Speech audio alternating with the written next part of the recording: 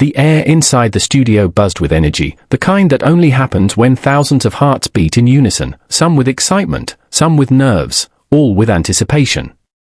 The lights shimmered like a galaxy over the massive stage, the judges' panel gleamed gold, and the host's voice boomed through the speakers. Next up, we have a contestant with a story you'll never forget.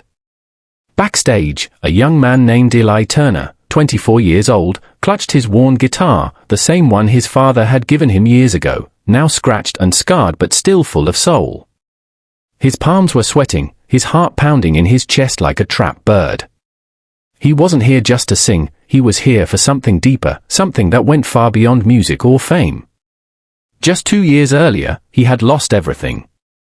His father, who'd once been his world, had died suddenly from a heart condition, leaving Eli to care for his little sister, Mia, who was only 12 at the time. The bills had piled up, the rent overdue, and Eli, who'd once dreamed of stages and spotlights, found himself washing dishes in a diner at midnight just to keep food on the table. But through all of it, he never stopped singing. He'd hum Hotel California softly to Mia every night before bed, the song his father used to play on Sunday mornings when life still felt normal. That song had become their anchor, a thread connecting the past to a hope they were barely holding on to. Now, standing in front of a roaring crowd, Eli wasn't sure if he deserved to be here. "Just breathe," he whispered to himself. The host smiled at him, microphone in hand. "Eli, what will you be performing today?" Eli swallowed hard, glancing at the judges, the same faces he'd seen 1,000 times on TV, the ones known for making or breaking dreams. "I'll be performing Hotel California," he said softly. The audience murmured. It was a classic, one that everyone knew, one not easily mastered. But Eli wasn't trying to impress anyone, he just wanted to share something real. He strummed the first chord, and for a moment, the world went quiet. His voice began low and shaky, but then it grew deep and warm, carrying a weight that no studio mic could filter out, the weight of loss, love, and longing. As he sang, the lyrics seemed to take on new meaning. "You can check out any time you like, but you can never leave." Suddenly, it wasn't just a line from a song, it was a message to his father, a way of saying, "I still feel you here, even though you're gone." By the second verse, something magical happened.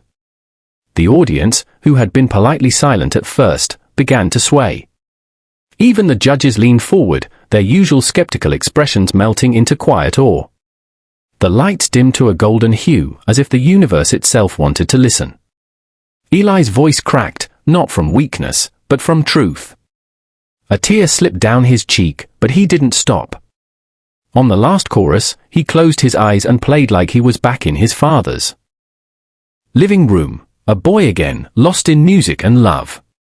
When the final note faded, there was silence, the kind that feels like eternity. Then, all at once, the room erupted in applause, thunderous and unending. The camera zoomed in on the judges. One of them, a woman known for her tough critiques, wiped away tears. That, she whispered into her mic, was pure soul. Eli stood frozen, overwhelmed. But before he could speak, something unexpected happened. One of the judges reached over and slammed the golden buzzer. Gold confetti burst into the air like 1,000 shining memories raining down. The crowd rose to their feet, screaming, cheering, crying. Eli dropped to his knees, clutching his guitar, unable to believe it. He had done it. He had just lived the moment every performer dreams of, the golden buzzer moment.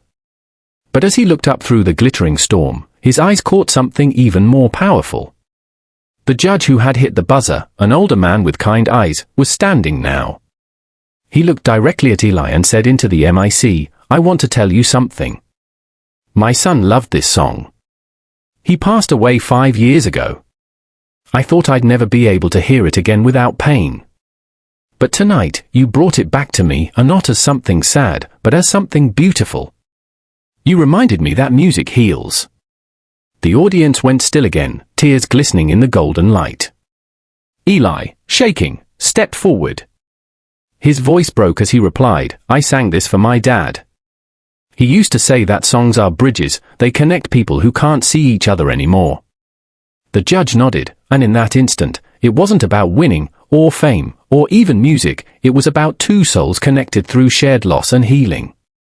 The golden confetti continued to fall, but now it seemed to carry a deeper glow. The host came forward, wrapping Eli in a hug as the crowd chanted his name. But for Eli, the real moment wasn't the applause. It was backstage, a few minutes later, when he got a video call from Mia. Her eyes were wide with tears. "You did it, Eli. Dad would be so proud," she cried. Eli smiled through his own tears. "No, Mia," he said softly. "We did it. This was for him, for us." The next morning, the video of his performance went viral. Within hours, millions around the world were sharing it, calling it the most emotional golden buzzer moment ever. But what made it truly special wasn't just his voice, it was the story behind it, the emotion that touched every listener who'd ever loved and lost. Eli began receiving messages from people everywhere, veterans who'd lost friends, mothers missing children, strangers who said his song had given them strength. "You reminded me that love never really dies," one message read. Another said, "I haven't spoken to my dad in years. After watching you, I called him."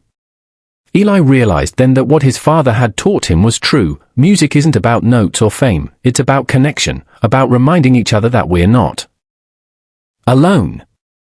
Weeks later, Eli returned for the semi-finals. The judges welcomed him like family, and the crowd roared the moment he stepped on stage. But this time, something unexpected happened again.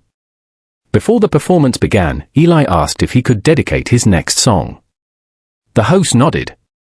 Eli looked straight into the camera and said, "This one's for everyone who's lost someone, and for the people who helped them find their way back to light." The band started, and Eli sang an acoustic version of Fix You by Coldplay, his voice trembling but strong. By the end, not a single person in the audience was dry-eyed.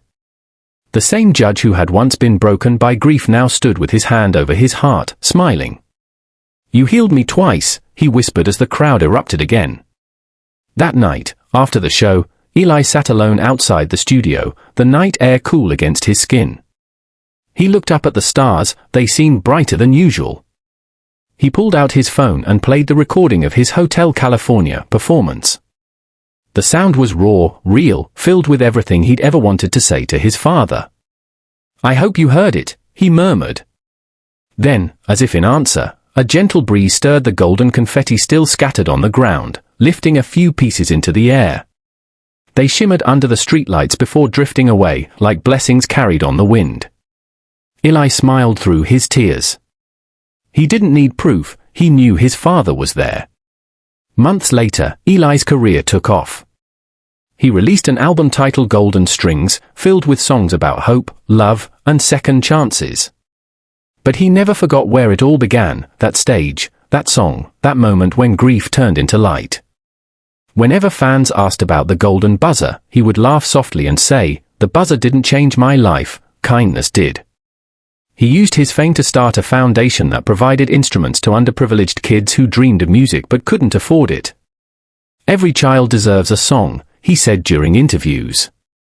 And every time he handed a guitar to a child, he thought of his father's calloused hands teaching him chords in their old living room.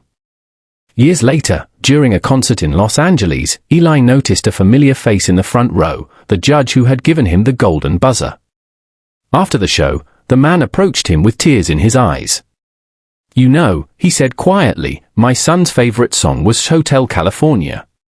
When you sang it that night, I felt like he was standing next to me again. I just wanted to thank you." Eli smiled, his eyes shining.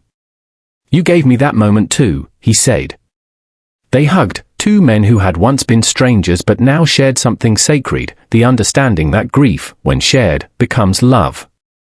As Eli walked back onto the empty stage after everyone had left, he strummed his guitar one last time. The soft echo of Hotel California filled the air. Somewhere in the distance, he imagined his father's voice saying, "Proud of you, son."